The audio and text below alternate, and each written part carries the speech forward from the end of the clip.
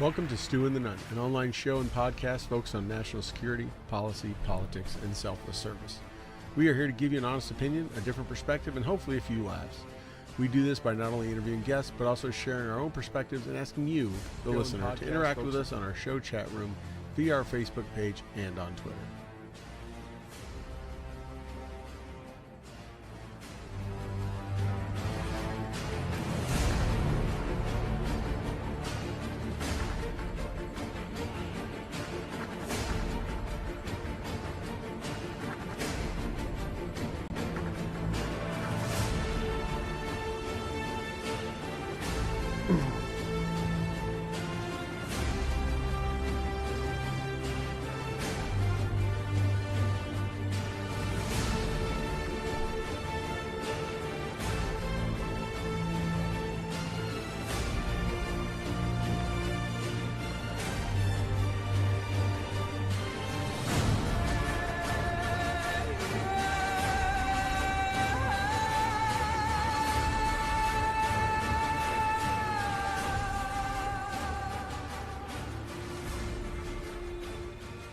And welcome to another episode of Stu and the Nunn, episode 241 here on March 4th, the first show of March 2021. What's up, my brother from another mother in the Southern studio? How you doing, Toby? Well, I'm in the Southern Free Studio, but I gotta tell you, I felt like changing my name to like Nathaniel of the Longhouse of the Caribbean. Because I felt like that was like the last of some Hans Zimmer, Last of the Mohicans playing while I was like running through the wood. I will find you, stay alive with that music. But you never know what I'm bringing every week. I have like a little chart over here. You can't see it because it's not real. But on my chart over here, I have like, squares like you would do at the Super Bowl that says like, like Metallica, Barry White, like Tony Bennett, you got Michael Bublé, Stu's opening music bingo. It's like, well, what are we gonna get? Is it gonna be Journey? Who knows? You don't know. You said a few names there, which people may pick up in the next few weeks. It's something new every week. I got to keep YouTube up from shutting us down and Facebook from blocking us for copywriting for it. So I keep changing that stuff up. Yeah. Although I will say one of the best concerts that I've ever been to in my life that I enjoyed just the whole experience the most was Steel Panther. It was like you, me, and Burden at the Carousel in Las Vegas. And half the songs I just named, I think Steel Panther played that night. So yes, that was an epic night for the ages. I wish I could just go back and I wish I remembered all of it to replay it in my head. I just remember bits and pieces. I think that was also the night that Kesha released the song "I'm Going Down, I'm Yelling Timber." Yeah, it could have been. Yes, that could have been. Yeah, G6. But so G6. Hey, our good friend the Wolf said that was the Warrior song I played. So, I think I will play a little bit more as we bring on our guest tonight. I'm going to give him a little opening intro music. It's not just going to be bringing him on video. I'm going to bring him on all the way into with some music. But yeah, so we have a great show for everyone tonight. We're glad you all joined us. Everyone that's in the DC area, I'm glad you survived the major new insurrection part 2 that happened today, and our Capitol is still standing as the Senate spends the next umpteen hours rereading an entire $1.9 trillion COVID relief bill line by line. So hey, the GOP is not going to make it easy. But thank you for taking a break from that. Maybe if you're watching it on C-SPAN, you said, I'll go watch some Stu and the Nunn. We appreciate you coming in. So Toby, you ready to bring in our first guest, or anything you want to touch on to first? We can't keep this man waiting. All right, well, here we go. Nobody puts baby in the corner. Nobody puts baby in the corner. Here we go.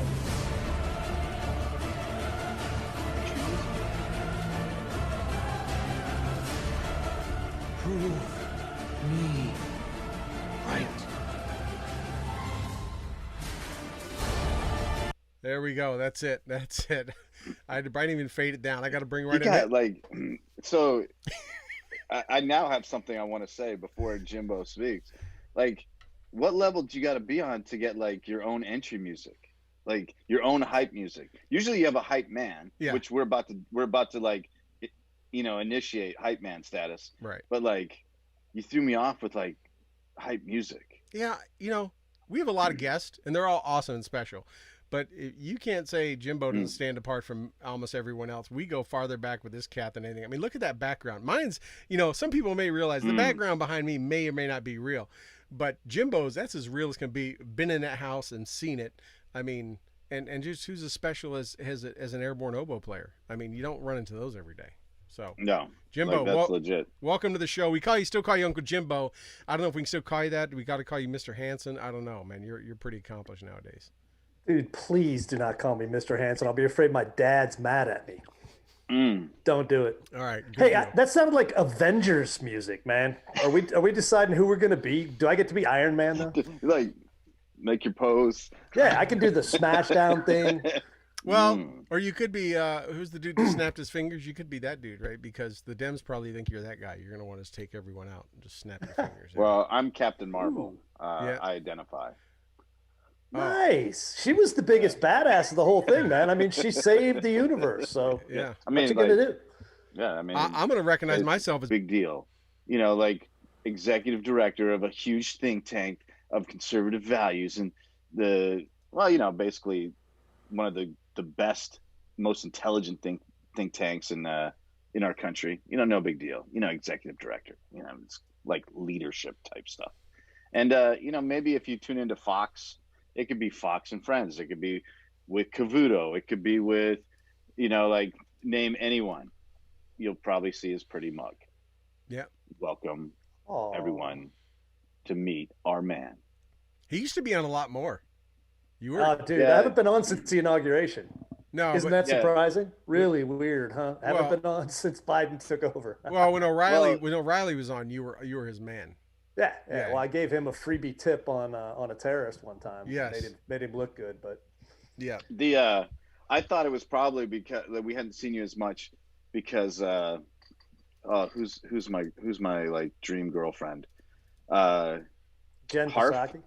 Oh no, it's Harf. Marie Harf, dude. Oh yeah. I know like there was probably some green room, like chemistry there that, like, and so she's probably like, we can't have that Hanson guy, handsome Hanson on the air at the same time that I'm around because I can't handle it.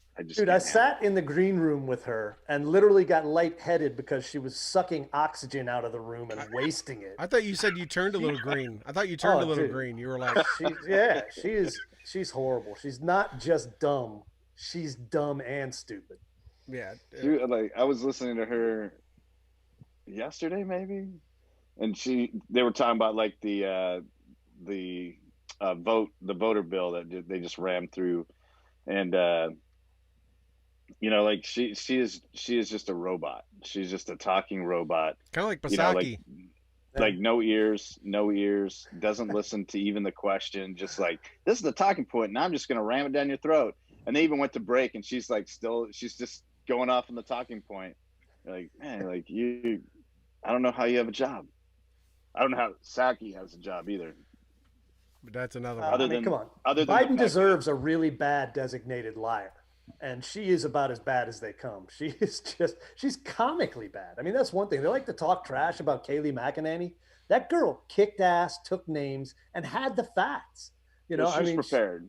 She was. There's no matter what you think about her or her politics, when you look at the position and you look at the job and the expectation of the job, like going back, when you think of guys like Ari Fleischer, Spicer, none of them held a candle to her. They don't have a I mean, even like, and that binder grew like to 4 or 5 inches thick. And that binder she had thick. huge with Huckabee Sanders. She had huge shoes to fill. Yeah, Sarah was badass too. Yeah, like huge shoes to fill, and like obviously, I think Sarah was a little more refined in terms of like politeness and a little more skill sets, and like I'm gonna like drill you down and then I'm gonna build you back up, and oh, by the way, I baked you this pie that I actually made, and I'm gonna like feed you to like comfort you later while you're like crying your tears of defeat. I think But Kaylee, though, I think she was going against, I think she realized that there was going to be a perception of this. She's a small stature, tiny little, pretty, petite blonde. And I think she felt they were just going to come after her. And I think that's what made her image so much bigger because she dynamite in small packages. She came out like loaded for bear. She didn't have to circle around anybody. She didn't have to go back and say, I got to talk to the man. She had every answer almost like he was in her ear saying, you're cleared to say this. You're cleared to say this. And it's, every spokesperson several before her have always surprised. Like you never know what these reporters. Some of them come out of the woodwork. I can't remember last week, and someone will be like, "Oh no, on this date he said this," and I was like, they have everything memorized. But she really blew me away from the rest of them. She had, I mean, President Trump, as outgoing as he was and on social media, it's like she knew every word he's ever spoken, and she had that on the tip of her tongue, ready to go. It was impressive. but if she answers two questions a a briefing, she's already accomplished more than Saki's done like her entire tenure. Yeah. Right? Like, I don't. I don't. I had this conversation with someone. They're like, "Man, I really like her. Like she's polite. Her tonality's good. Or, her presence is good." I'm like, "Great. That's all. That's all great stuff. Obviously, beauty's in the eye of the beholder. But just ask yourself. Listen to any question. Just ask yourself when that question's asked and you hear the response. Did the response satisfy the question? A tangible question, not like, a real question that's meat behind. And let's be honest, like she's getting nothing but softballs, right? Like I think the hardest question she's got is like, when are they getting the jobs at in the solar field, or what is Kamala Harris's view on Como's sex stuff. Oh no, she gets asked like, what flavor pudding is Joe having this afternoon? And she's like, butterscotch. I got that one. It's butterscotch this afternoon. I mean, just softballs. So Jimbo, you were down in that briefing room before. I've seen pictures, and you were with friends and joking around. I think you had harder questions. I was down there with the Wolf and his new bride the day after they got married. Yes. But I've been in there. I actually got to broadcast from in there one time. We were down for the social media summit that Trump had, and then he invited us out for the press conference. That was the day. Remember when Gorka got in a beef with the Playboy reporter Brian Caro? And I filmed that shit. It was hilarious because I baited the guy into it, and then you were part of that. You were part of that. Yeah. I was having a one-on-one with him, kind of quietly, right, and getting him all riled up. And he was drunk, and he was doing his thing. And then Gorka comes over and yells at him, and I filmed all that. But after that, I got to go into the briefing room and do a stand-up for Fox talking about it. And all the reporters were there. So all the ones after all this happened, and I'm setting up and doing my Fox thing, and I'm just eyeballing all of them. And I'm saying, hey, you guys enjoying this? Because they knew that I was the unfriendly who had just helped all that. It was a lot of fun. Yes, yeah. Some more good behind the scenes. So let's dive right into something we'd like. I think our listeners and viewers would like to hear about. Is you just came back from CPAC, you and your wonderful bride. For those that, if you tuned into the right station, you may have seen something about it, right? Because obviously there are a lot number of media outlets. It wasn't covered at all. But it was covered by all of them because the Nazi. They covered that. Stage. They covered that, right? But they didn't really cover many speeches, and they didn't cover. Ted Cruz was savage up there. Kristi Noem was another one that were just some. Cotton was phenomenal. What did you take away from CPAC? I don't think it was your first one. Was it? We go all the time. Yeah. What did you take away from this one? How was it different? Well, the message from the stage was a key to say, don't do the riot on March 4th today. It's been postponed. So that was what that was. Oh, is that what that was? Okay. Yeah. And you know what's funny? It turns out it was a Democrat company, a Democrat affiliated events company that designed and built the stage. And that came out today after all of them had their insane attempts to, it's a Nazi dog whistle. To the crowd. Shut up, people. Yeah. I'll tell you what, the energy was a little low. It felt like there was a little bit of an election hangover, and everybody wasn't pumped. There were some great speeches. Now, I'm not going to lie. There were some great speeches, great stuff. But what was fun was there's kind of a little power struggle going on right now between the establishment and the MAGA crew. The establishment thinks, okay, Trump's out. We're going to take back over. We're going to tell you dumb, knuckle-dragging, troglodyte, red hat wearing rednecks what to do and what to think. And the problem is there's not as many of them as there are of us. So they got a problem with their attempt to retake over the GOP. And there's a little bit of jockeying back and forth that myself and some of my friends are involved with to try and get some power stealing from the RNC, who did a horrible job during the election. They did a horrible job prepping, the election laws. They didn't file the right lawsuits before the election. Therefore, the lawsuits were invalid after the election. And we told them about that. My wife and I brought the RNC evidence of what the Democrats were up to in California, the ballot harvesting, the registering, the mail in ballots, all that stuff, a year before the election. We gave it to the RNC, evidence of what they were doing, and they didn't do a damn thing with it. So we're not going to let that stand. So the game is afoot, and that's going to be fun. So let me ask you two things, and I'm going to turn it over to Toby. One is, do you think it was a lower energy because obviously you couldn't have near the crowd there? I mean, it sounded loud when you heard them, but I mean, obviously everyone was spaced. You saw them spaced apart. Do you think that was partially maybe, did that lend to maybe feeling a little bit more lower energy? Yeah, and I think there was just, because it's the off year, and there's no real election fervor, it's always a little bit lower energy. And I think everybody's worn out, man. Right. That was a hell of a long, rough, ugly, stupid election season. Right. And so, I think there was a lot of, people have other things to do, the Rona, who wants to wear a mask. Right. I mean, the whole thing was kind of stupid. So there was some good things going on, and I think the energy for 2022 will be up, and we'll get everything worked out. We're going to take the House back. So I think we got a shot at this, man. So let me ask you on the other one then. My second question is, do you feel that the establishment GOP is maybe looking at the MAGA crew as just it's just like the Tea Party. It's not going to last. It's going to fizz. Do you think they're taking it for granted? They're hoping.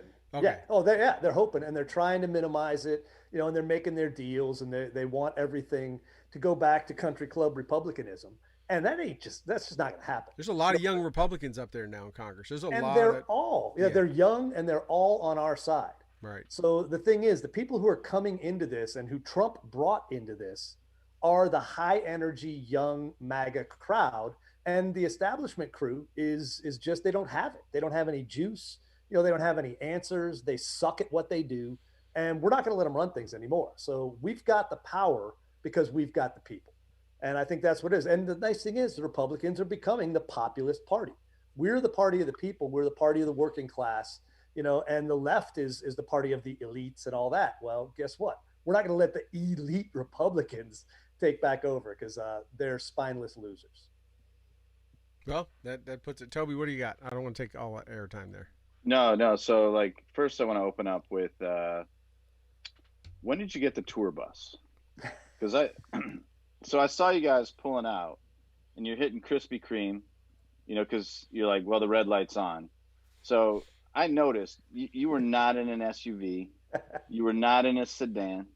No. You were in what looked like a straight up Mercedes tour bus. And so, how did you get to that status? And is it like a dually back tire, or it's a MAGA, how much MAGA room Express? It's a four-wheel drive. It's not dually, but it's four-wheel drive. It's raised up. It's a Mercedes Sprinter, man. It's badass. We call it the combat wagon.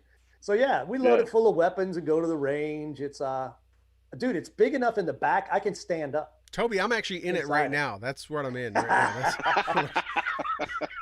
He's got his armament shelves on both sides. He can work on his stuff. Yeah. No, I'm just joking. One, out of envy, because who doesn't want a Sprinter?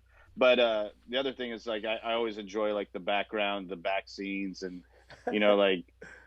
for those that are tuning in, when you follow Jimbo, you get some great content. You get some some great monologues. You get some great information. You get some great breakdowns of stuff. Every now and then you're treated to some awesome music with him and his daughter, but I love you and your wife Samantha, who is just awesome. One of the highest ranking female wounded warriors ever, right? I remember meeting her at a party that the vice chairman of the Joint Chiefs was co-hosting with us for a football game, and I brought out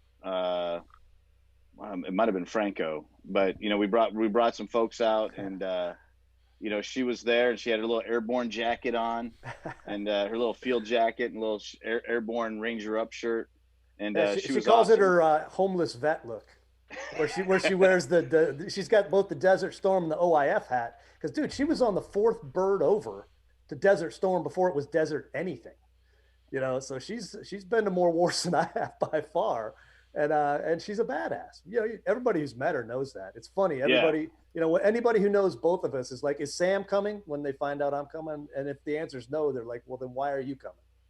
yeah, no, like I love seeing you guys travel together. I love seeing it, because it's great to see that side of it. Everyone always just sees this talking head kind of thing, and they forget, like, everyone. It doesn't matter what channel you're on, what platform you're on, what syndication you run with.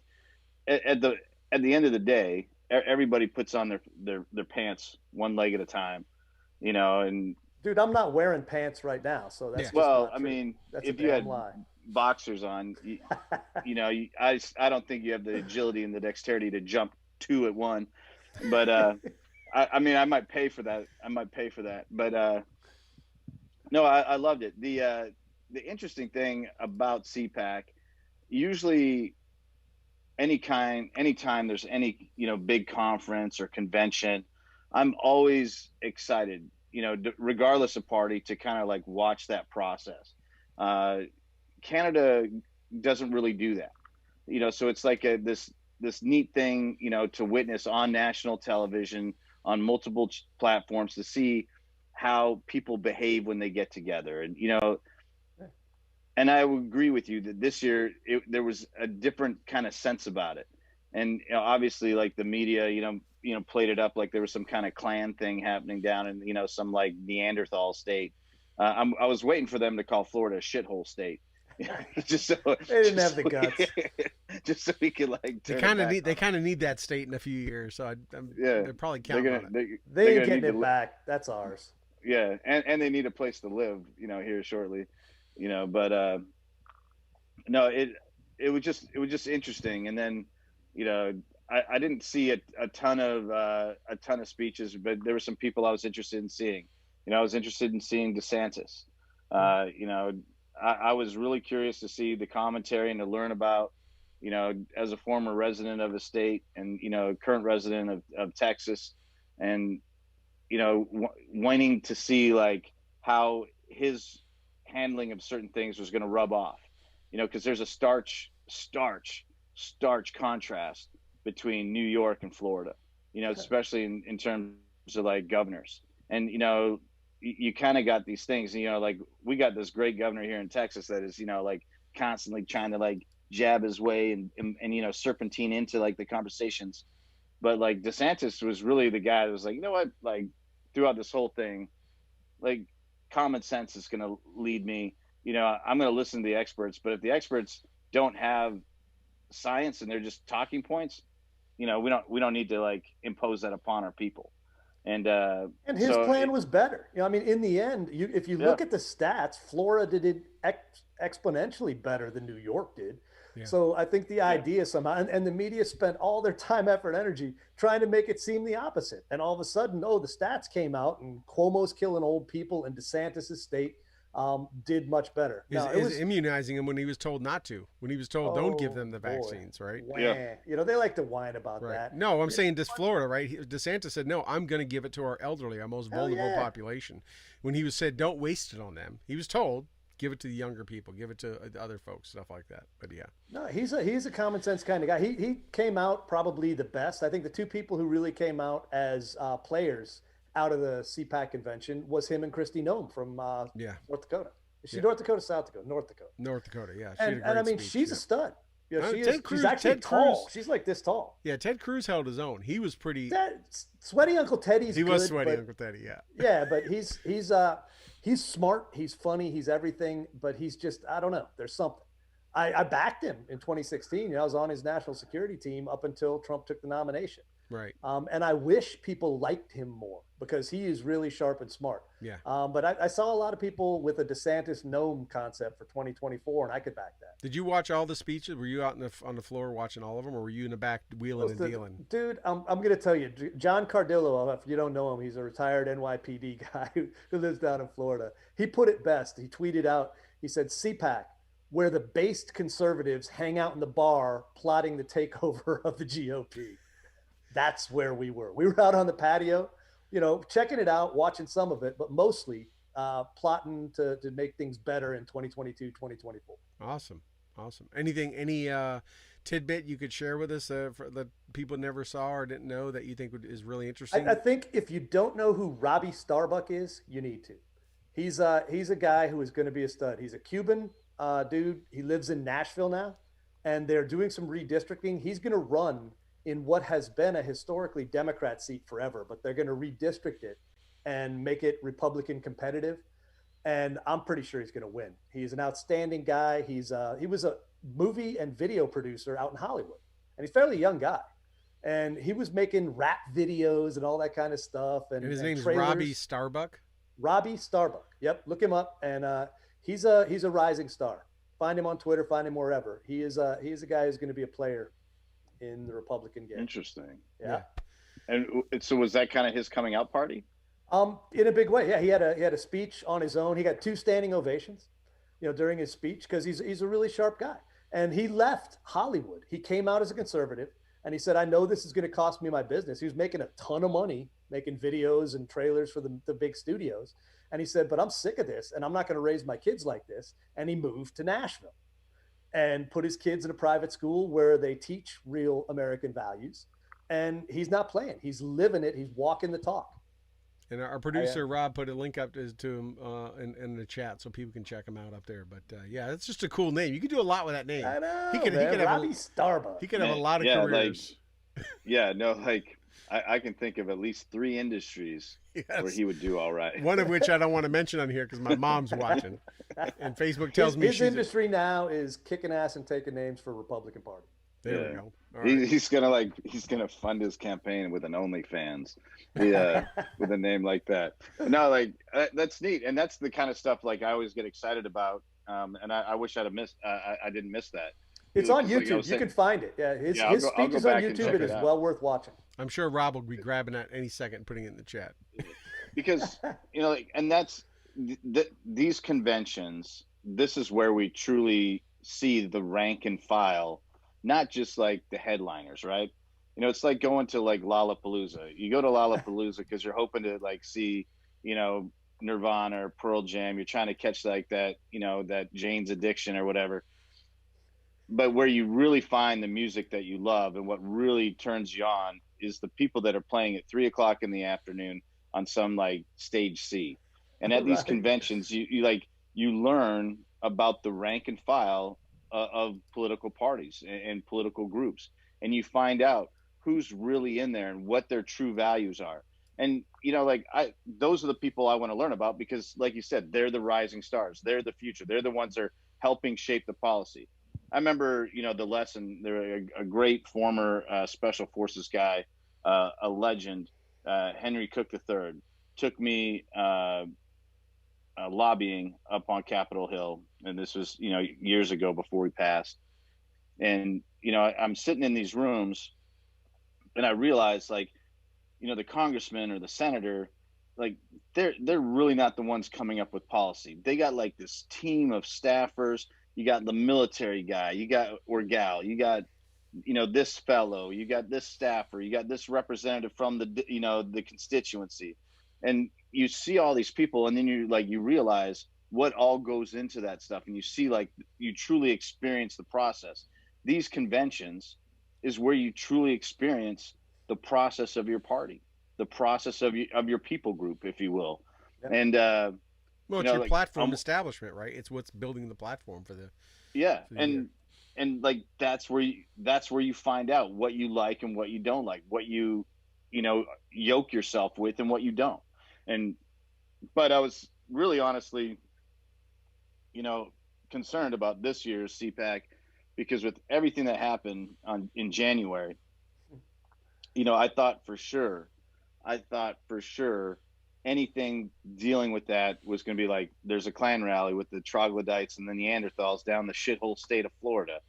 And in the end, like it's great to hear that there were some great speeches. Like uh, Christy Noem, like who doesn't like her? And I remember like, and now I'm going to draw a blank on her name.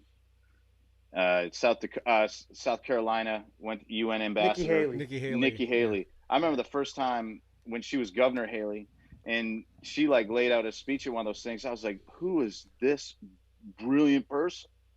Like, how do I live in that state? Like really impressed by that. And so on one hand, I'm super jealous, but I'm also super happy that it went off without any hitches. There wasn't any like major drama, even when they tried to create drama. And I got to tell you, it must be exhausting to sit there and look at something and try to find some kind of connection. Because somebody did. Somebody sat there and looked at that. And it wasn't like, what, that rings a bell. They're like, somebody sat there and found a way. They spent hours on Google Images going, hey, wait a minute, there's got to be something here. What do we got? Exactly. But yeah, it wasn't like someone's like, I know that. It wasn't like it was a swastika, like everyone knows what that is. It was like, it was apparently the logo of one platoon of the SS. Right. Wow, guys. Yeah, that's something all of us deep troglodyte conservatives go ahead and keep in our back of our minds. The Odal Rune is calling me. Yeah. I must have a second insurrection.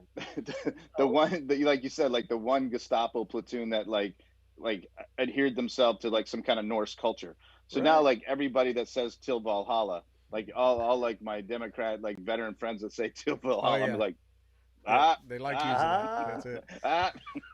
Everything's Nazi, dude. They got nothing else to say. Everything's racist. Everything's Nazi. The left right now is so pathetic in their attacks on everything they're doing that it's almost comical. The best thing is they've worn out their ability to actually make any of it stick. Oh, you called me a racist. Oh, that hurts so bad. You call everything racist, you know? So they can't really hurt us anymore. They've worn out their ability to shock anybody with their garbage accusations. We've talked about that in the show a lot of times, right? The term racist and Nazi has been diluted so much it has no meaning like it did to us when we were growing up. It was the worst thing you could call somebody.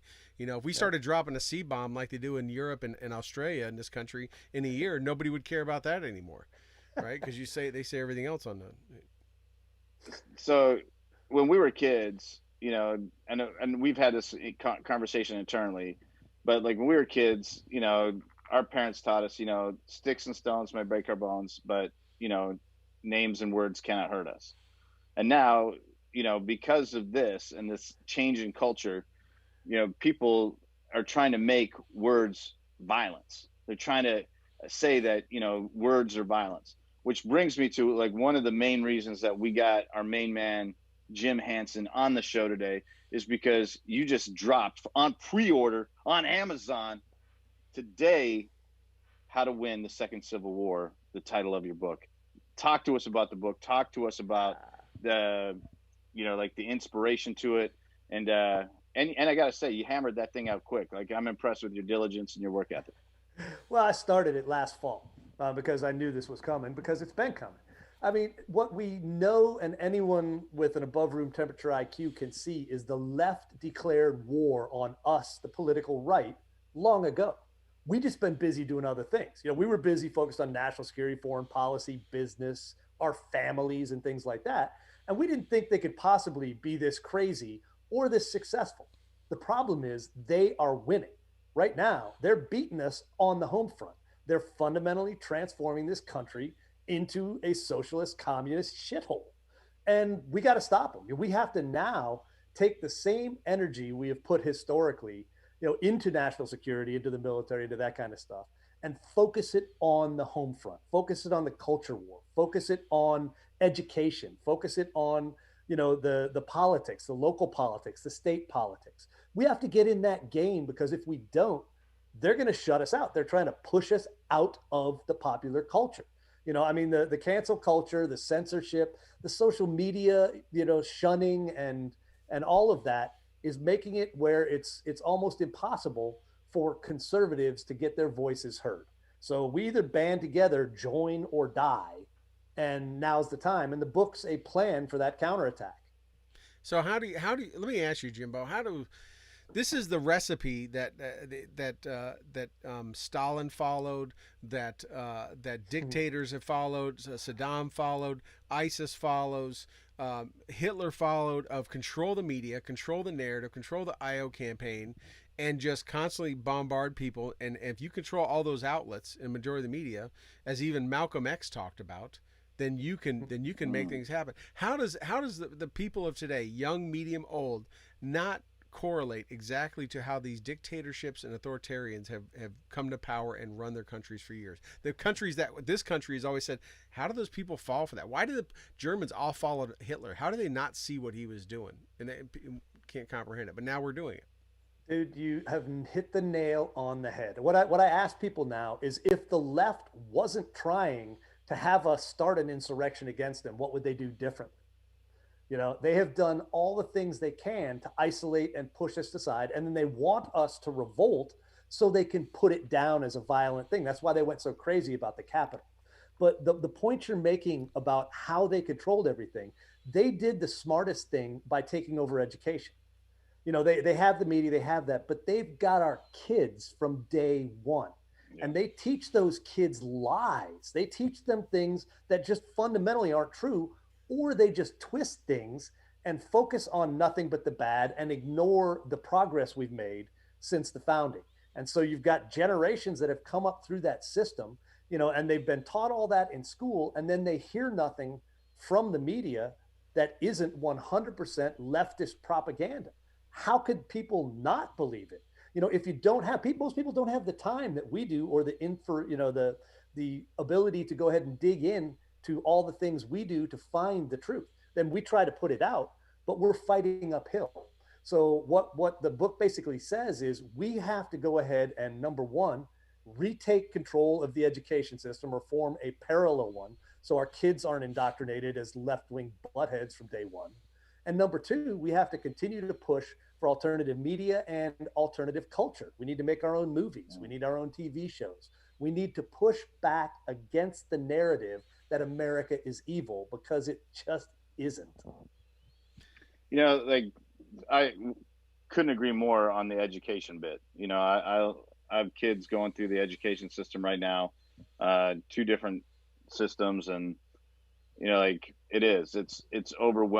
it's overwhelmingly a bombardment of anti right rhetoric. It's just a constant indoctrination and an immersion. And I'm not talking like where you send your kids to learn another language. Like, they are learning another culture, but they also own pop culture. Like you said, we saw that with Gina Carano. And I think what Ben Shapiro's doing with the Daily Wire, is the right answer. Like, okay, that movie he put out, Run, Hide, Fight. If you haven't seen it, the Daily Wire sponsored a movie, and I don't know where you see it now. It's called Run, Hide, Fight. It's about a school shooting, and the hero of it is this girl whose dad's a vet, who taught her how to be a badass, taught her how to shoot and hunt and all that. And a bunch of jagoff, incel, anarchist, nihilist losers start a school shooting takeover, and she saves the day. Now, and it's good. I mean, that's just it. It's not a good for conservatives movie. It was a good movie that had me and Sam on the edge of our seats through the whole thing. That's what we need to do. Yeah, no, we need to participate again in pop culture. And and that's why I'm like, when obviously, like, Shapiro's not an idiot, and that's why he's bringing Gina Carano in, because, like, she's got this name for being canceled, and what she did really didn't deserve canceling. Right. And so, but I remember as a kid, I get Family Ties. Right. Alex P. Keaton. Alex P. Keaton. And they're like, back then they were like trying to make a Republican, or someone that had Republican values, a fringe person. Like, oh, he's the weird one of the family, because he's a Republican. And you just saw it, like, where there was like kind of tongue in cheek. Now it's like you can't even, like, openly. Well, no, we hear story after story There's story after people in Hollywood who are completely sidelined and canceled. You know, that are put off on the side and you know, not given scripts, not given this. I mean, they're coming out all the time. You know, and we talked about the other day. You can't even have a social media platform without it getting shut down, right? We always used to say freedom of choice, capitalism. You don't want to go, you don't like what they do, don't shop there, go somewhere else. Well, now we can't even do that. You don't like that social media outlet, go somewhere else. Nope, can't do that. They take it offline. Well, they did. They built Parler. You know, Right. People said, That's "Oh, what I mean. Twitter's bad and Twitter's doing this, so build your own." And conservatives did, and then Apple, Amazon, and Right. Google took it down. Right. You know, I mean, I just in the past year, my Twitter account, and I have not had a single violation of terms of service. All right, there have been 0 strikes against my account at all, but my impressions monthly went from 19 million last year to under 4 million a month this year. And nothing changed. It's not like I suddenly became less hilariously, awesomely funny and cool. Yeah, there's no right? way. I'm still all those things. Right. No, but they shut it down. They just throttled it. They just sucked the life out of it. And they've done that to pretty much everybody I know. Yeah. So and they've got a monopoly. Now, that was one of the things I think Trump failed on, was he did not do a good enough job of going ahead and making the social media companies hurt. So I want whoever runs in 2024 for us to campaign on a platform of I will burn Silicon Valley to the ground and salt the earth because fuck them. That would be a great, I mean, if you want a slogan, there you go. There you go. We probably, if our Facebook feed shuts down all of a sudden, we know why. You heard it here first. I'm watching you, Zuckerberg. Yeah. And don't put up a picture of Zuckerberg like in a Nazi uniform, because that will get you a 30-day ban all day. I've seen it happen on. Just do the one of him as Data from that Star Trek show, because dude, he is an android. Dude, I can't remember if I shared it in our little thing or not, but the best one I've seen is like Jen Psaki turning into him. Yeah. Yes. Oh, and like, scary. and it's like you're like, I've never seen them both in the same room at the same time. yeah, it didn't take much. It didn't take much. So I was like, oh crap, like they're like the same person. So let's talk. Go ahead. Go ahead. Now, as I say, I want to get back on the book for a second. Winning the second. So, do you give the readers a recipe to how to do that? Do you lay out a game plan or a roadmap of how people can stand up and help win that second Civil War? Absolutely. I mean, it starts with a look at what's happened historically. You know, why the left is so far ahead of us and what they did in taking over the institutions of this country. They took over academia, popular culture. They took over. You know, they became the permanent bureaucracy in government, the deep state. And they own all those things. And we didn't do anything about it. We let that happen because we were focused on other things. So having figured that out, we now need to go ahead and either make parallel pieces of that or make inroads back into that. And the book's got a number of concrete ways you can start fighting back on social media. You know, what we can do to get the election laws fixed, what we can do to, start the retaking of America back from the woke left. And I think it's something we have to do, or we're gonna lose the country to them.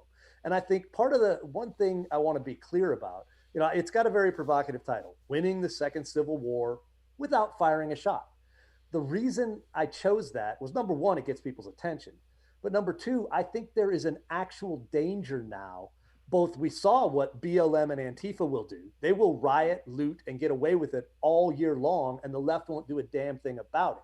But let us have one afternoon of out-of-control rioting, and they lose their minds. Now, if we're not going to have more violence, more skirmishing, and things like that, we have to give our team a productive way to fight back. So this is figurative warfare, but it's serious. It is for the heart and soul of this country. So it's the consequences are 100% high. I'm trying to make sure we don't end up in an actual shooting war, because if we lose this, that's what's next. Yeah. Yeah. Go ahead, Toby. No, you're absolutely right. And, you know, we have to protect our speech, and we have to protect our speech, not just for ourselves, but for them as well. Because like, if we lose that, it's all gone. And we don't need to fire a shot. We should be able to use our words and our speech and our expression and, you know, our dialogue, you know, to do that. We shouldn't. Everyone knows I'm not a fan of what happened at the Capitol building, because, you know, I'm like, well, we lost the high ground. Like we absolutely lost the high ground because we could have used our words. We could have used other means to capture attention and to prove our point. We just we didn't think outside the box enough. You know, we went for the simple like, well, I'm mad at you, so I'm gonna punch you in the face. Like that's not the best way to like not fight the entire bar. Yeah, and we had them. They after the Yeah. years worth of rioting, there was an insurrection. They literally took territory in Seattle and in Portland and held it against the government. Yeah, Minneapolis. They took actual government buildings over in some of these cases. The police ran away because they were told to. I don't think they were scared of them, but their civilian masters told them to do that. We had them in a way we could have held that against them, and instead, like you said, Toby, now they're and don't think this is not their entire plan. The reason they talk about white supremacism, white nationalism, domestic terrorism, and all that is because they want to criminalize conservatism. They want to take the very basic and widespread and legal and proper and constitutionally sound views that most of us hold and that built this country, and they want to make those domestic terrorism. And they're working very hard at it. And we got to be careful. Don't give them an excuse, but let's hold their side to the same rules. Well, we see one set of rules for everybody. We see that with the stand down that the Department of Defense did with, looking for extremists and all that stuff. There's people that support the BLM movement that are extremists, but they're not going after, they're not looking at that, right? And they've been around. No, they want that private with a Leonard Skinner flag in his wall locker, and he's all of a sudden a domestic terrorist. But the BLM guys who tore up, cities for weeks on end. Oh no, don't worry about that. Right. Yeah. I mean, so we've seen that war on it, and now we see it. We'll take it back to the military. Lieutenant General Honore, retired, right? Who Uncle Russ, right? Everyone thought Uncle Russ was cool because he said cool things like "don't get stuck on stupid," and I think a lot on the right thought he was a pretty good person because he would call the media out when the media was always looked at being very left. But kind of like there's a rhino, right? There's a wolf in sheep's clothing, or whatever the opposite of that. But I mean, now he is calling, right? He's been appointed by Nancy Pelosi to review what happened on January 6th by these 80 or so people, right? Out of 300,000 plus, to see what they do. Now he is actively calling for a permanent military establishment in D.C., right? So he's calling for active guard, AGR, active guard and reserve soldiers to be on duty, policing up D.C. Jimbo, you were just in D.C., put up a great picture with the fence, the barbed wire, all that stuff. I would have thought you were I would have thought you were in Berlin in the 80s, right? You were right outside the Capitol building. That was one of the House office buildings. But here's the thing: Nancy Pelosi wants to equate a 9/11 commission, which was necessary, with this January 6th commission, and act as if what happened is in any way comparable. Now let's not pretend that there weren't people who went to the Capitol with bad intentions and insurrectionist mindset. They did. The guys with the zip cuffs, the guys with the stun guns. There were some really bad jagoffs there. Do you think the guy with the Viking hat was one? Because he really wanted to get noticed. I mean, the shaman, yes. He's a muppet. He is an unsound, mentally, deranged kind of guy. But there were other people who actually planned to do some bad shit, and I hope they go to prison. I do. But the vast majority of the people did not. And Nancy Pelosi is using Honore to go ahead and now pretend like we have to investigate this as if there was some actual attempt to overthrow the government. And that's just garbage. But they want to use that, as I said, to spread out to all of us. And anybody now who talks about the deep state, anyone who talks about, the things that they're doing to control the population is now going to be looked at as an insurrectionist. And that is so un-American. It is so the vast majority of the people on our team were petitioning their government for redress of grievances in a much more peaceable fashion than BLM and Antifa did all last year. So you can't take the actions of a couple there when you had the action of thousands last year that didn't get treated the same way. One set of rules. So, I think you brought up a very important point. And I know we've kind of talked about this in the past, but one of the things that, 9/11 had was a metric of success. Now, I don't think they met the metric of success that they had planned for. I think they got lucky with a couple of things in terms of collapse, but they set out with the plan to kind of cripple the American economy and put us into a shutdown. Like everything that we found in the investigations and all the intelligence that we found beforehand, post the event, like now that was still, in terms of terrorism, highly successful, right? Oh, they overachieved in a massive way. And like I said, they got lucky on some things, but their overall goal, they didn't, the political goal that they had, didn't get met. They had a shot at it. They absolutely had a shot at it. The knuckleheads that attacked the Capitol building, like they had no shot at it. There was nothing, and this is the part that like I always get hung up on. There was nothing that those knuckleheads could have done in their mom's basement, putting on their face paint, getting their brown pajamas and finding like that bison at, the flea market. There's nothing that they could have done while they're rolling their dice and, playing their little like fake Dungeons and Dragons game about how they were going to conquer like the world. There's nothing they could have done to achieve any kind of political gain like that at that moment. No. All they could do was embarrass the rest of us who are seriously concerned about the election. And the whole thing was not the greatest idea in the world and poorly executed. And then you had that core group of people who, went with the express purpose of causing as much trouble as they did, and they did. That's the problem. They did. They gave the left exactly what they wanted, an excuse to crack down on the rest of us. And I'm pissed about that. I'm mad. And that's one of the things, that's part of the book is that's not helpful. Violence is not the answer. We have to beat them at their own game, because this still is, a constitutional republic, and there's enough things we can use that are legit that we don't have to go crazy. But what I don't understand is, and you got to forgive me, like the I don't know, 24-hour semester hours of terrorism classes that I've taken in my life were from the University of Maryland, Europe, and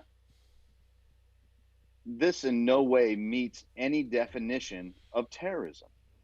So like they keep throwing this term around, and like I get it, like there were some people that were afraid for their lives, but to instill fear for the purpose of your political gain, there was no political gain. There was no possible political gain. Like there was no way, like by chanting out like that, they were going to be like, you know what, we're going to throw the electoral votes out. We're going to. There was no way. Now they could voice their grievance, which is our First Amendment right, or their First Amendment right. They could voice their grievance. They could take grievance with the government. They could do it on the steps of the Capitol. They can talk to their, and demand audience. But there was no way, any possible way, violence or not, for them to achieve their goal at that moment in time. Yeah, now Therefore, the terrorism has to go out the window. So you can go with mayhem, you can go with rioting, you can go with this, but I really struggle when they're like, well, we need a 9/11 commission. Well, you don't meet the criteria of a successful terrorist attack. You don't meet the criteria of a potential terrorist attack because there's no political victory. All right, now let me go ahead and point out a couple things here. Number one, I have like 3 chapters on all of that in the book. Awesome. And I end up concluding, based on both the definitions of insurrection, sedition, domestic terrorism, and all of those things, that BLM probably meets the criteria for domestic terror organization, because when they conduct their protests, they know there will be dangerous violence associated with them, and they use that to help them negotiate and get what they want from the local governments where they are. Antifa, of course, is a domestic terrorist organization, but they have a political victory in their action. Right. Here's where I think you're making, if not just a little miscalculation. It doesn't matter if your political goal is not reachable. if you're using violence to try and achieve it, then you meet the criteria. So those people who went there to try and disrupt the electoral college vote and break in for that purpose, that does meet the criteria. All right, it meets the criteria of sedition and it meets the criteria for domestic terrorism. So and there's I delve pretty deeply into it, so it'll be fun. You'll get to read this, and you can see if we still. Awesome. And I'm perfectly willing to come back and we can talk about it and see if I convince you, because I understand the point you're making. But I also, in looking at all three of those organizations, I think in different ways each of them meets some of the characteristics for domestic terrorism. Now it's a much smaller number on the right. You know, there is a small number of these militia groups that did plan to do something to shut down a constitutional function. All right, that is the reason for that. But there's a lot of fun, and there's a great chapter that everyone who's on the gun team will love about the well-armed and regulated militia and what the actual reasons for the Second Amendment and the reference to the militia are in the Second Amendment, and why those legitimately say they're there to, in the hopefully never happens instance that we do have to overthrow a government. So let's not pretend that's not why they're there. The Second Amendment is there not for duck hunting. The Second Amendment is there in case we ever have to overthrow an oppressive government. But that should be the absolute last resort. And so the goal is, let's lay out the rules. This is what the rules of the game are. These are the people who are violating those rules, being BLM, Antifa, and some of the militia types. And this is what a better course of action is for those of us on the right who want to win this the right way. Yeah, like you said, we have to take the high ground for sure. Yeah. Yeah, so I want to point out one thing. We've been talking quite a bit about, you know, the control of the narrative and the media and all this. And one thing that's kind of come to light, I've been thinking about this over the last week, so I'm interested to hear both your guys' perspective, is you remember back in the, back in the Bush 1 days and all that kind of stuff, right? There were all these conspiracy theorists and everything, but it was always on the left about the right, right? And Hollywood embraced that. So there's been a number of movies, conspiracy theory, Enemy of the State. There was always these movies action movies we've had over the years during the 90s, 80s and 90s about, the warmongering right, and they're coming after you if you try to disrupt their always had to do with like some generals or civilians that wanted to wage war, and some analyst figured it out or something like that, or uncovered some plot, right? And it's ironically, right, you got conspiracy theory, which had Mel Gibson, who's definitely someone the left doesn't like anymore, but who started that. But we look at that, and it's almost like they were planting. And I'm bringing this up because you mentioned earlier how they've done this over the years by taking over the education system and everything. But it's almost like they were planting this from the get-go. But in all reality, they were talking about themselves, because what do we have now? Speak out against something, get canceled, have people hunt you down, right? Get charges brought against you where, others just have charges thrown out. They can't arrest them. It's just interesting on how, I don't know if it was planned that way, if they're that smart or that forward looking, or if it just, that's the way life is, come out, and art is imitating life just way ahead of time.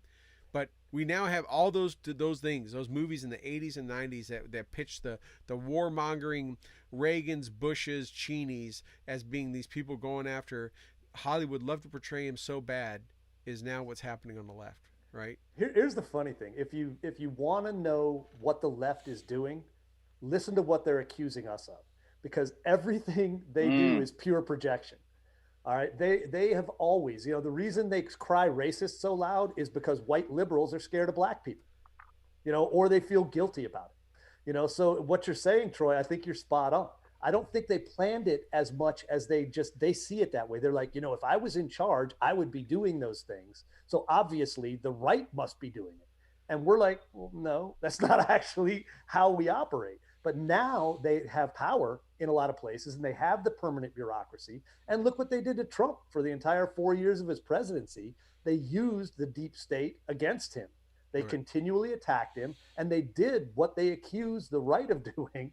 And so I just watch. Whatever they're screaming the loudest about is what in the back of their beady little minds that they're thinking about. And they are, most obsessed about themselves. And it's funny. You'll always find it's true. Yeah, I mean, if you look at Flynn and some of these others and Manafort and stuff, where they did good things or bad, they almost instantly became enemies, from champions of the country to enemies of the state, because Mm-hmm. the intelligence community and law enforcement communities at different levels went after them, and they truly became what we see in movies. And No doubt. it's amazing to see how that plays out. But the way you framed it, of if you want to know what they're doing, look what they're accusing of us. I mean, let's talk about Dr. Seuss, right? Here he's obviously been the hottest thing in the news the last couple of days, because obviously it must be distracting from something else. But it was all about him in these 6 books, books that all of us were probably raised on. I still have, I think everyone, they've been passed down through all my sons. And all of a sudden these books are canceled, and all on his birthday and all that kind of stuff. But then a day or two later, we find out actually he was a card-carrying Democrat liberal, right? And let's not, some of the stuff in those books was racist. Okay, so what? That was so many years ago that was much more common. And the idea that go watch All in the Family. Go watch the Jeffersons. Every one of those things. You have to take things in perspective for the time. Yeah. But it's funny. My daughter progressed in learning to read from Hop on Pop to Calvin and Hobbes, was kind of her progression through from Dr. Seuss to Calvin and Hobbes. Right. But think of the thing they're actually doing is they've created in this academia, education to academia to grievance culture. They've created an entire several generations of people who believe they have a right to be free from offense. And they're constantly looking for things to be offended by. Sticks and stones, right? What Toby talked about. Sticks and stones. Exactly. Toby had it. It's they've been told that no, actually words will hurt you worse than a stick. And we're supposed to find things that will give you a reason to complain. And then they use that complaint to gather power. They use that complaint to push back and to change. And the new word to watch for that they're using is equity. Oh, yeah. All right. It's equity is a simple shortening of equality of outcome. All right. So they're talking about leveling the playing field after the fact, not equal opportunity, and let people achieve to the best of their ability, because that's not giving them the result they want. They want equity, which is equality of outcome. And so if they didn't get the outcome they want, they'll game the system afterwards and redistribute the wealth, redistribute the achievement, and let the people that they want to make sure won as much as they think they should win, even if they didn't. It's garbage. Is equity not what gave everyone gets a trophy? Is that not the same concept? Everyone gets a trophy. Exactly it. I love when they use the word equity, because it's such an easy teaching point for me to share with people, my kids, because I have equity in things. I have equity in my house. I have equity in my vehicles. I have equity in my businesses. And it's like, to get that, I had to buy in. And in some cases, in one of my businesses, I didn't have the money to invest, but I had a certain skill set and I had certain connections that was necessary for that business to be successful. I got sweat equity because I put the work in, not just put the money in, put the work in. I earned it. And when people say, well, we need equity, it's like, all right, what are you going to do it? Because equality of opportunity, everyone has it. We already have it. And anyone that tells you we don't have it is full of shit. I'm an immigrant. I came to this country because this is the one place in the world that actually has equality of opportunity. Anyone that wants to go to college in the United States can. Any kid that wants to get a great education can. I mean, how many valedictorians from high school did we see that came out as like illegal aliens in the past 5 years? Yeah. Like anyone that wants to get an education truly can in this country. So like you have equality of opportunity. You have it. There, and it can't be taken away from you. But equality of outcome, like you got to earn it. And the only way that you're going to earn it is if you put in the work or you buy in. Because there really, truly isn't anything that says y'all deserve anything. Yeah, but the way they game that, though, is they claim that systemic racism and historical things stop certain, ethnic groups, minorities, all kinds of things from achieving life, liberty, to the and top. The pursuit of happiness. Yeah, and you got errant opportunity is what you get, and what you make of them is up to liberty, the pursuit of happiness. Mm-hmm. If you want to be, I had this wonderful conversation with someone I care about, and that person was like complaining that as an artist, they don't make as much money as, say like, someone working with a hedge fund. I'm like, yeah, well, I mean, if you were better at it or you became more famous, it might be worth more. But you chose that route. You went to a great school. You spent a lot of your parents' money and you got a lot of debt so that you could do what you wanted. You chose that. Yep. And how fortunate are you that you can live in a culture, in a society, that you can just throw shit at a piece of, fabric and call it art? Like how fortunate. But you also have to accept the fact that in a free economy, you're going to get paid what people think that's worth. And, if, like you said, if you want different outcomes, then put different input into that. Yeah. And they don't want that. They want to go ahead and say, if the outcome is disparate and we don't like the way it's distributed, then we'll go ahead and change that after the fact, and we'll redistribute the spoils. And no, you can't do that. Well, you can in a socialist society, from each according to their ability to each according to their need. So, I mean, if you want to try that, go ahead. And if you guys, that's what I wanted. I wanted Bernie Sanders to be the Democrat nominee so we could actually have the socialism versus capitalism, fight we want. I'm hoping in 2024 that the Dems put forward somebody who's willing to fly that freak flag. They won't. They won't because they kept Bernie twice from it. Bernie would have been the one flying that flag for 2 times in 16 and 20. 2028 it'll be AOC. Well, I'll make that prediction right now. She'll be the 2028 Dem nominee. Yeah. It'll be like AOC versus Crenshaw. Oh boy, that'd be good. Or Cotton, or any number of other great candidates, or Kristi Noem. That would be phenomenal, right? That's you talk about the people not saying they don't have a fair advantage, they don't get a chance because of racism and bigotry and different things. Yet we've had a black president, not once but 2 elections, 8 years in a row, right? Actually, we have 2 if you believe Bill Clinton. He said he was the first black president, but a lot of people forget that. Now we have a vice president, not only female but Jamaican and Indian. That's what she is, right? She's the first one there. We've had people break all kind of ceilings, right? We've had people break, we've had 4-star female generals. We have, because people love to play these race and heritage cards about they're the first this, the first Indian, the first that, whatever. So, okay, that's fine. You want to play those cards. We've had that. Nothing is being led. There's no major role that I can think of that's saying, oh, it's only white people, or it's only this, right? It's only that. Everyone's, like you said, Toby said, everyone's given an opportunity. Yes, sometimes you're in an area, you're in inner city Baltimore. If that's where you live and you can't move out, you're probably not going to get a great education, right? But versus someone that is in a better place or can afford a charter school or can do something like that. But you have the opportunity, or your parents or whoever controls, has the ability to move and do something with themselves. So how people can still fly the, oh, woe is me, I'm this color, or I come from this, or I'm this whatever gender I want to feel like I'm today, and I can't give an opportunity. That's out the window. That's been out the window. And look who runs those cities. Look who runs the shittiest cities in the United States of America are all run by Democrats and have been for decades. Right. I mean, Baltimore, I went through in the book and actually cataloged of the Democrat-run major cities where kids suffer the most because, their lives are awful. There's crime, their schools suck, all those things. But they've been run by Democrats for somewhere between 30 and 50 years for all of them. So which part of that are we not going to wake up to and say, maybe it's not racism, maybe it's Democrat policies of saying you're not responsible for your own actions. You don't have to take care of the kids you have. You don't have to go to school. You can go ahead and do what you want. And none of that's your fault. If you don't succeed, it's not your fault. It's the racist white guy who's keeping you down. So great. Maybe it's the Dems. The great story that came out today, I read this morning from a friend.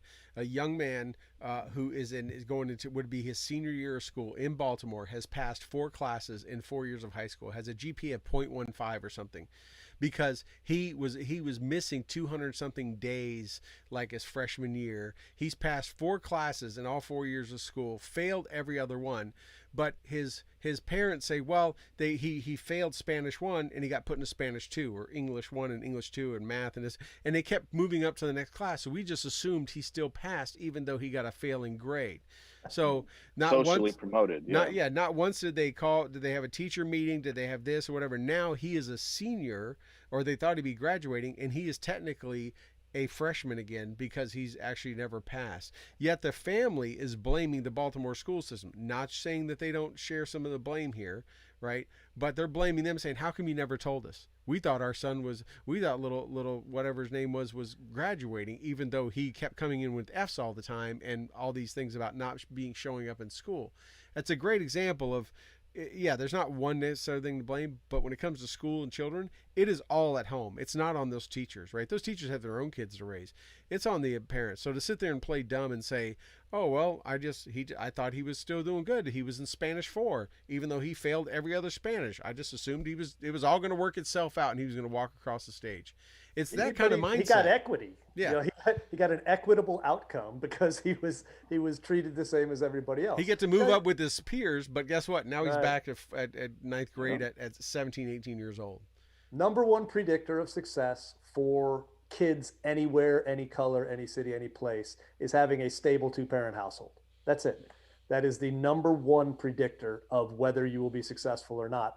And to the extent that the Democrats and the left have created a situation where that culture is no longer valued. In a lot of the hip hop style culture, you're cool if you drop kids all over your neighborhood. I got kids by 5 women. Well, no, dude, that's not cool. That makes you a jerk, especially if you're not taking care of them. And that's the kind of mentality that we should have an interest in trying to change. And I think one of the more, positive things I saw out of the 2020 election was the fact that Republicans picked up a larger Latino vote and a larger Black vote, because there are plenty of people in those communities who don't like what the Democrats are doing, don't like that culture, don't believe in it. And they can look at the Republicans who value family, who value security, who value the things that build strong families, strong kids, and a strong nation. And they want that. And they know they're not getting it from the Democrats because they've seen that over decades. And so I think that's part of the positive thing is we can appeal to those people, working class people mostly, and say, if you want a better life for your kids, it's not about what color you are. It's about what values you believe in. And our values, we want you over here with us if you share those values, whoever you are. I think one thing should scare the left and the established GOP is the number and diversity of young Republicans that won races in 2020.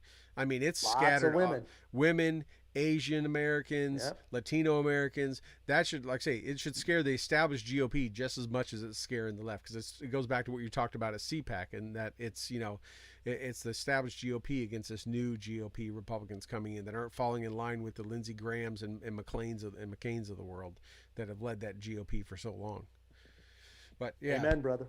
So, Jimbo. So, where can people find the book and your other books? This is not your first. This is your third.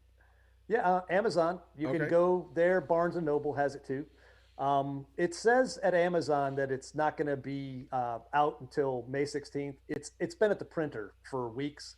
It'll be at Amazon for delivery starting next month, probably middle of the month. So you'll have it before the end of next month if you order it now. So get it just time for tax day. There you go, and get mad about it and join the fight. I got up early. Fight. Yeah, I got up early today, and on my little phone, it tells me things I got to do today. Like, I have this appointment, I have this meeting, I got to make sure I go to jiu-jitsu at this time. All the little things I got going on. The very first thing that went off on my thing today is Jimbo's books pre-ordered today. I did. I think I got mine at 6:35 or something this morning. I was like, man, sucker. Right on. Some more money. I hope it's entertaining. I won't get the autograph version. I'll have to get that from you directly. But we'll work it out, man. Anybody who wants my autograph for some reason, we'll work it out. No, it's not the autograph that I really want. It's like the deep, loving message, Yeah. proclaiming, your appreciation for my hair.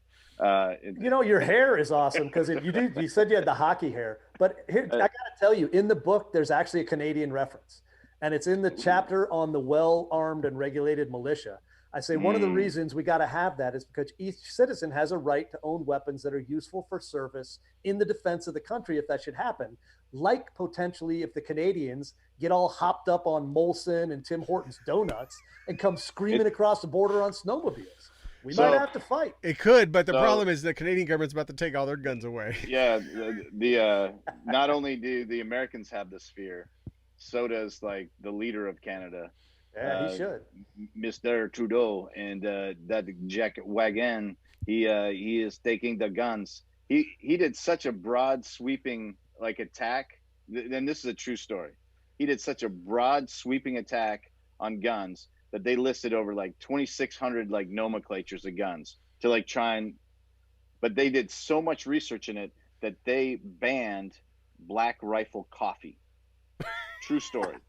Black Well, they Rifle should. Those coffee guys are got menaces. got banned in Canada because like they're like, well, that sounds assault type. Sorry. Like, sorry, It's assault you're coffee. gone. No, they didn't want it to go against Timmy Hose. They're like, we're not going against our Tims. We're getting the Like coffee. they got rid of airsofts. They got rid of all kinds of things like because they were just like it's all so scary. And now like that was phase one. They did that like a year and a half ago, and they're going into phase two now, which is the actual buyback program. And man, I imagine I'm going to be getting a lot of like my buddies coming down to go hunting here There you in the go. near Bring them future. down. Or go We'll start fish, a or buyback go program. fishing and accidentally, carry their guns with Yeah. them on the boat. They're just Yeah. I'm just saying. If any Canadians Yeah. are listening and I'm right near the border. If you can get across, I'd gladly buy it off you with exchange rate. I will gladly take it off your Yeah. hands. I mean, and that's the thing. It's like you pay taxes. So like, are you buying the gun twice? Like, if the government is the government buyback plan like, and you pay taxes, like, are you paying for that gun twice? Is that really fair? Like, you have to buy the gun back from yourself? Hey, Like, I Canadians, don't know. anytime you guys want to look, we got a document about what to do when your government gets too oppressive, right? Just check it out, read it, and we Yeah. could use a couple extra states. Yeah. We'd And add all you you have guys. to do is you can still say Your Majesty. You can still say those things in the letter. It's just ma'am now. There you Ma'am. go. But hey, Jimbo, we kept you a long time. I want to keep too much more. Is there anything else you wanted to hit on, or any topics that you want our viewers and listeners to know about, or any initiatives, or anything like that means a lot to you? Want to let people know about, or what do you have coming up next? Nah, I mean this is plenty. We got to take the country back. I think that's enough to keep us going. I just got one question though for Toby still, because I looked at the the caricatures you guys have for the show, the Stu and Nunn show. Why is Toby a chipmunk? I don't get it. Come on. That's cool. Why'd you make him a chipmunk, man? No, that's the beaver. He's the beaver of Canada. The national That's the national animal of Canada. The national rodent. I mean, dude, let's be serious. A beaver is literally just a chipmunk that lived by a nuclear power plant and got all swolled up because of that. Well, man. or watch Pumping Iron. Is that what it is? It got all tough and his tail got all. So true Toby Nunn story. I'm in a job interview, and I get asked one of those stupid like questions, and it's a panel, right? So there's like three ladies and a dude on the panel, and they're asking you like, what are your strengths, what are your weaknesses, and then this one lady that happened to be one of the more like attractive ladies on the panel is like, if you were an animal, what animal would you be? What animal do you admire? And I was like, well, the beaver. And like stone face, like pin drop, the beaver, pin drop. And like, and they were like everyone like, oh, like this dude's an HR issue before he even gets started. And they're like, people's like eyes kind of like, what? I'm like, well, for a lot of reasons. They mate for life. They're exceptionally industrious. They build entire ecosystems that support everything around. They do nothing but enrich the community around them and grow robust things. They're family oriented. They raise their own youngs as a family. And when the family leave, they only travel far enough away that they can still be alerted or alert their family to potential dangers. So a lot of people don't know that, but like when the beavers expand out, they stay within earshot of their paternal like things, because they build a security network. So they're focused on security, they're focused on family, they're industrious, they're environmentally friendly. Like, how do you not like that? And they mate for life. They're monogamous. What's wrong with you? How is that not? And it's the national animal of Canada. And it's the national animal of Canada. And like, I went through, I said it as stone faced I could, because as soon as I started talking, I realized I was like, they thought I was talking about the other. They thought I was talking about Robin Sparkles. Yeah. Two beavers are better than one. Hey, Jimbo, a little behind. When we were setting everything up for Stu and the Nunn, and we were getting our graphics by our good friend Clayton Merwin and everything, putting all it together. And Toby was like, we're going to do characters. He's like, I want to be a beaver. And I was like, huh? What? I'm like, what? Like, why? And he's like, I was like, what? And he's like, Canada. I'm like, isn't it like a moose? Like, what are you talking? I'm not, I lived on both sides, right? I lived in Alaska for many years, and now Western New York for many years. It's like pretty much right near Canada a lot. I didn't even know that. And he's like, no, it's a national animal of Canada. Like, I had no idea. I thought it was just like lacrosse is the national sport. It's not hockey. Wow. Yeah, hard to play. Well, I feel better knowing all of those good things about the swole chipmunk, man. Yeah, swole chipmunk. Look at him. That's it. Well, hey, everybody get to the dam. The water's flowing. This was fun, fellas. Thanks for having me. All right, brother. Well, hey, always good to have you, man. Yeah, good having you. Have you on. And I can't wait to read the book, man. I'm excited. I wish we can have another round. Yeah. Oh, for sure. Oh, always. Once we review it, yeah, we're gonna highlight and make notes and all that stuff. But right on. Well, hey, for everyone, Jimbo, stay on for a couple minutes if you could. Everybody else, thank you so much for joining us here on this March 4th, and up for an hour and a half. Went a little bit long, but thank you for bringing us into your ears and on your screens. Be sure and tune in next week, every Thursday, 8:00 Eastern here on Stu and the Nunn. We look forward to talking to you all next week. Until then, from Toby, Jimbo, myself, we wish you all a great night.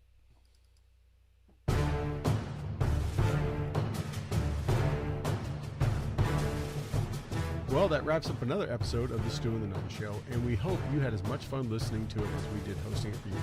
Don't forget to like our Facebook page and follow us on Twitter. You can find all these links at stewandthenunn.com. We will talk to you again next Thursday at 8 p.m. Eastern, 7 p.m. Central. Also, we'd like to thank our sponsors, Commodity Outdoors, Veteran Outdoors, Enlisted 9 Fight Company, Warrior Media Solutions, and BooHammer.com. Thank you again, and have a good night.